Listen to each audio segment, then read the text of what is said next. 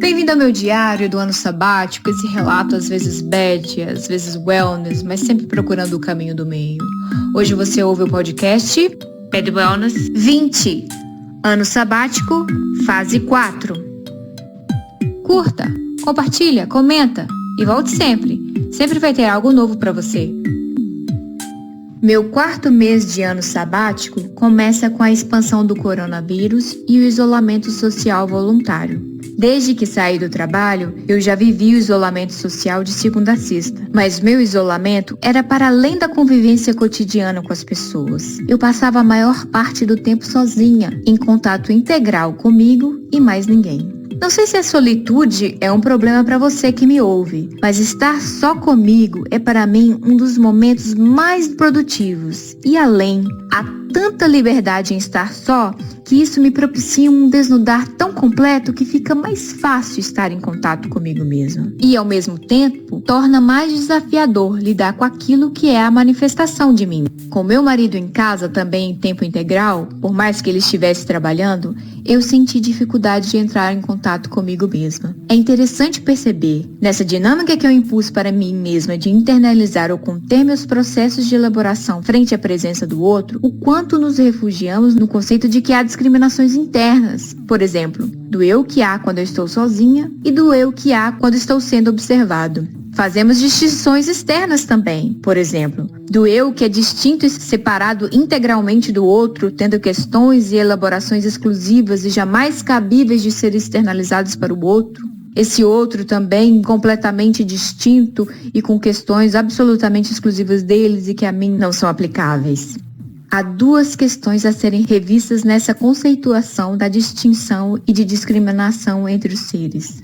Nessa interpretação de ser único e separado, perceba a tamanha solidão que impomos a nós mesmos, nos percebendo incapazes de ser compreendidos ou acolhidos pelo outro. E também autocentrados, porque não somos capazes de perceber o quão semelhante a nós mesmos o outro é. Além da solidão que nos impomos, veja o quão trabalhoso é, nessa interpretação discriminatória entre eu e o outro, conciliar duas lógicas de pensamento. Uma que se aplica só a mim individualmente e da qual você se torna responsável por trilhar um caminho solitário e em desamparo, assumindo que o outro também é um universo exclusivo, ou seja, há um universo exclusivo para cada um de nós. E a outra lógica de pensamento, em que as esferas exclusivas e isoladas que somos cada um de nós está em relacionamento. Em relacionamento, somos seres diferentes. E porque nos relacionamos, fazemos uso de um eu não genuíno e que não segue os códigos de conduta que seguiríamos se estivéssemos a sós. E aí, ignoramos completamente a toda a reverberação da nossa dinâmica interna nessa dinâmica externa com o outro, tornando as relações sempre uma trama de conteúdos não falados e não compreendidos, que não favorecem a nossa problematização dos conflitos vividos e que nós mesmos criamos. Um exemplo, no meu 4º mês de ano sabático, eu troquei o dia pela noite, a fim de poder estar em contato com o meu eu, que só existe na não presença do outro, quando meu marido dormia. Mas e aí? Você troca o dia pela noite e tá tudo bem? Ou você, desperto, percebe que isso quer dizer alguma coisa e vai buscar em si mesmo os motivos? Dê graças a Deus pelo incômodo, pelo desconforto. Foi esse desconforto que me deu a oportunidade de entender a disfuncionalidade desse conceito do eu separado do todo, distinto, solitário e desamparado. Eu sou eu sozinha, de manhã, de noite, com alguém do lado, na multidão. E esse outro com quem eu me relaciono não é um outro totalmente discriminado de mim, ou da nossa mesma essência de ser humano.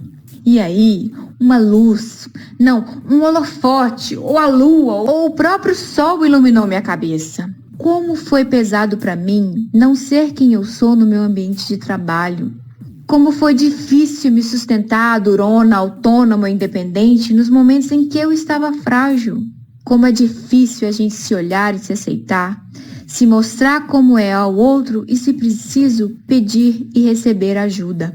Nas reverberações dessa dicotomia que temos em perceber a nós mesmos e os outros de formas tão distintas, perceba o quanto praticamos a autodepreciação e o rigor que adotamos contra nós mesmos. Com os de fora, praticamos mais misericórdia, complacência, tolerância. mas não admitimos e acolhemos nossas deficiências. Ao invés disso, assumimos papéis não genuínos e muito sofridos de sustentar.